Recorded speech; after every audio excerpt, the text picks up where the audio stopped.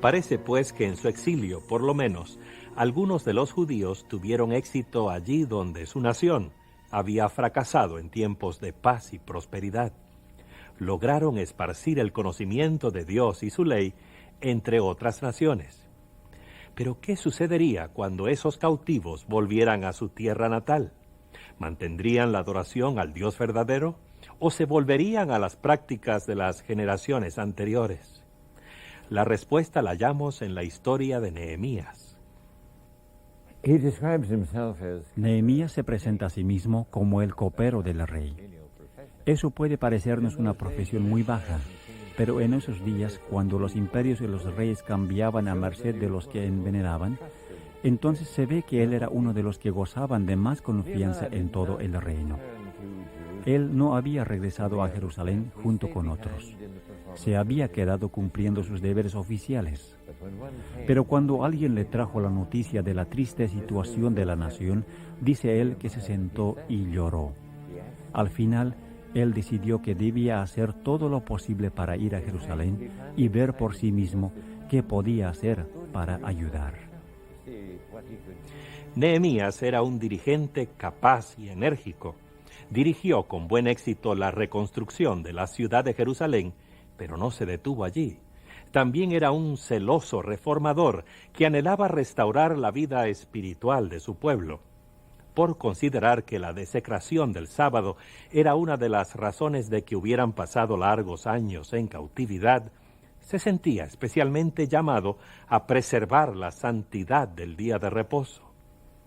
Él vio que la gente estaba comprando y vendiendo en el día de sábado. Les reprendió: ¿qué cosa tan mala es esta que vosotros hacéis, profanando así el día del sábado? Cuando los negociantes seguían viniendo, él ordenó que se mantuvieran cerradas las puertas de la ciudad durante el sábado. Cuando ellos insistían en venir y quedarse fuera de las puertas, él les amenazó con echarles mano. Un sacerdote llamado Esdras se unió a Nehemías en su obra. Esdras ejercía profunda influencia en la vida espiritual de los judíos de su tiempo. Esdras le enseñó al pueblo las leyes de Dios y dirigió un reavivamiento y reforma espiritual basado en las escrituras inspiradas. La gente se unió para pronunciar un solemne juramento de obedecer los mandamientos que Dios les había dado por medio de Moisés. Prometieron no desecrar el sábado haciendo comercio en ese día. Comenzaron a observar el día santo de manera tan cuidadosa y consecuente que el reposo sabático se convirtió en una característica distintiva de su nación. Durante el período que transcurrió entre el fin del registro bíblico y el comienzo de la historia de Jesucristo en el Nuevo Testamento, hubo en el Medio Oriente desórdenes y violencia casi continuos. Los ejércitos de Alejandro el Grande dominaron el imperio persa. En poco tiempo, Alejandro había muerto y su imperio se desmembró, conformando varias facciones rivales. Palestina, junto con Siria, cayó eventualmente bajo el poder de la dinastía seleucida. El rey Antíoco IV es notable, especialmente por su oposición a la religión de los judíos. Sus tropas se apoderaron del templo de Jerusalén y establecieron en sus atrios un sistema de culto pagano. Josefo, el famoso cronista de la historia judía, nos dice que Antíoco procuró borrar toda evidencia visible de la identidad espiritual judía. Un hijo del linaje de Antíoco era Antíoco Epífanes. Epífanes significa el que brilla.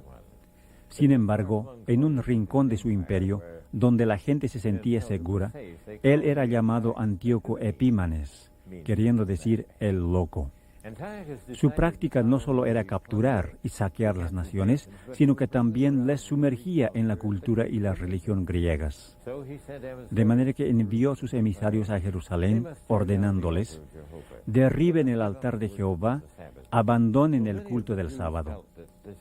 Entonces, muchos judíos sintieron que era conveniente o era mejor hacerlo. Pero unos 1000 judíos decidieron que no abandonarían el culto del Dios de sus padres.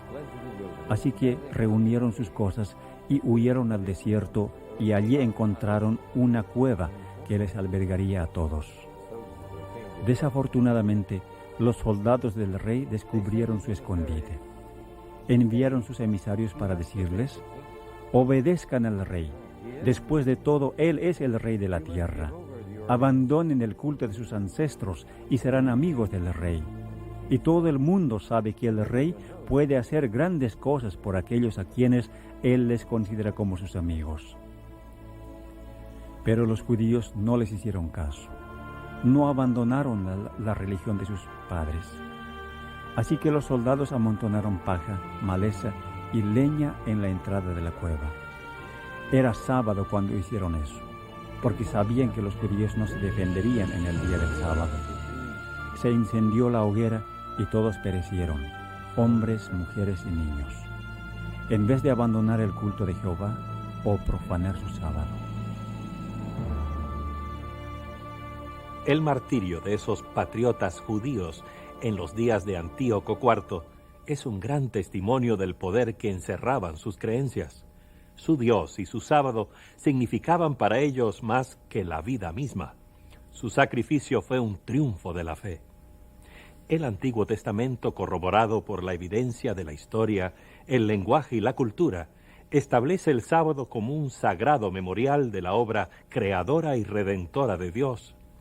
Declara que el sábado es una señal de la íntima relación que se establece entre el Creador y los que lo adoran. Un día de reposo y adoración capaz de vincular el corazón de los seres humanos con el corazón de su Creador. Cuando los primeros cristianos heredaron el sábado, las enseñanzas de Jesús y sus discípulos sirvieron para enfatizar su significado y enriquecerlo, magnificando su importancia. Hoy, para muchos judíos y cristianos, el sábado es todavía un punto central de la vida espiritual y la adoración verdadera. Hasta el día de hoy, perdura como un elemento que define la sagrada arquitectura del tiempo.